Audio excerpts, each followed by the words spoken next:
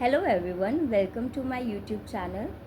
सो आज की जो हमारी बेसिकली वीडियो है that is for the discussion of the KVS exam कि इसके फॉर्म कब तक हमारे आउट हो सकते हैं, देन हमारे एग्ज़ाम कब तक कंडक्ट हो सकते हैं, आफ्टर दैट कि हमारी नंबर ऑफ़ वैकेंसीज़ कितनी रहेंगी केवीएस में, देन हमें प्रिपरेशन कैसे करनी है केवीएस की। रिगार्डिंग दिस आज हम थोड़ी सी डिस्कशन करने वाले हैं।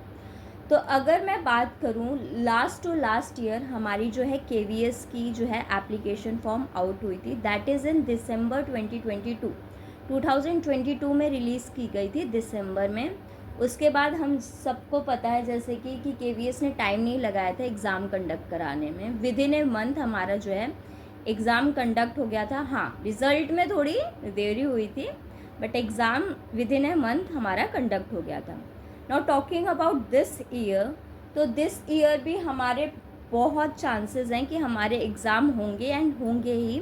सो अगर मैं बात करूं कि एप्लीकेशन फॉर्म कब तक हमारा रिलीज़ होगा केवीएस का, सो जितने भी मैंने न्यूज़पेपर आर्टिकल्स पढ़े हैं, देन जितने भी मेरे सोर्सेज रहे हैं उनसे मेरे को पता चला है दैट ये हमारे जो केवीएस के एप्लीकेशन फॉर्म आएंगे that is in the end of the June और the July starting. The reason behind that कि अभी क्या है हमारे जून में ही इलेक्शन है, तो after the election that is in the June and और जुलाई स्टार्टिंग हमारे मोस्ट प्रोबेबली हमारे केवीएस के जो फॉर्म हैं वो रिलीज़ कर दिए जाएंगे। देन आपकी प्रिपरेशन आई थिंक, चाहे वो मैं अगर टीचिंग पोस्ट की बात करूँ या नॉन टीचिंग पोस्ट की बात करूँ, आई होप कि आप लोगों की प्रिपरेशन अच्छी ही चल रही होगी, क्योंकि आई नो कि मतलब DSSB के भी एग्ज़ाम अभी आफ्टर द इलेक्शन आपके जुलाई में होने वाले हैं क्योंकि फॉर्म ऑलरेडी फिलअप हो गए।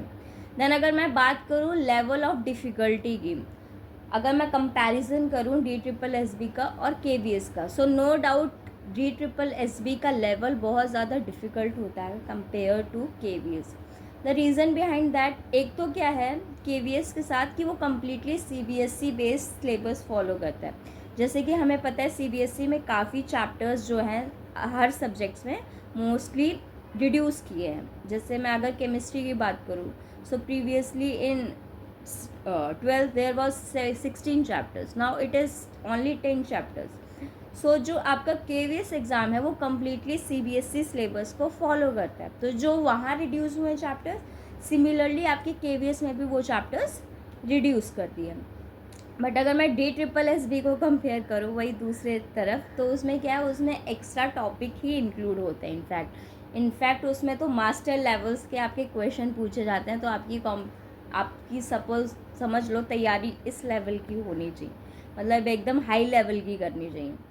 तो आई थिंक आप लोग कर ही रहे होंगे क्योंकि एक लेवल है उन्होंने सेट किया DSSB का, जो कि है माननी पड़ेगी। देन केवीएस में एक और बेनिफिट ये चीज़ मेरे को लगता है, देखो केवीएस में एक तो आपका रिटन एग्ज़ाम होता है, अलॉन्ग विद दैट आपका फिर एक पर्सनालिटी टेस्ट जिसको हम इंटरव्यू बोलते हैं कि इंटरव्यू होता है। सो कई बच्चे क्या होता है कि अगर थोड़ा बहुत ऊपर नीचे वो एग्ज़ाम में कम भी उनका हो गया बट उनकी पर्सनालिटी, उनका वे ऑफ कम्युनिकेशन काफ़ी अच्छा है, so they score very good marks in interview portion. So वो उनकी मेरिट, ओवरऑल मेरिट बनती है आपकी रिटर्न और इंटरव्यू को कंबाइन करके, सो वो उनकी ओवरऑल मेरिट को बढ़ा देता है।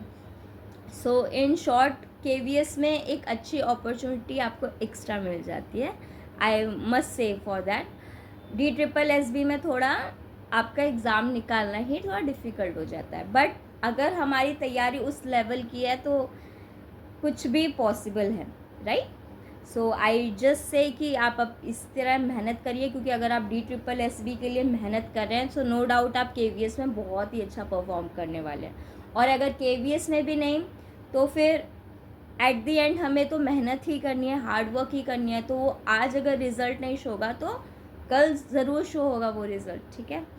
सो अभी हम बात करते हैं नंबर ऑफ़ वैकेंसी की कितनी रिलीज़ होंगी। सो नियरली 18,000 के करीब आपकी वैकेंसी केवीएस में रिलीज़ होंगी, including your PGTs, TGTs and PRT and also various non teaching post also.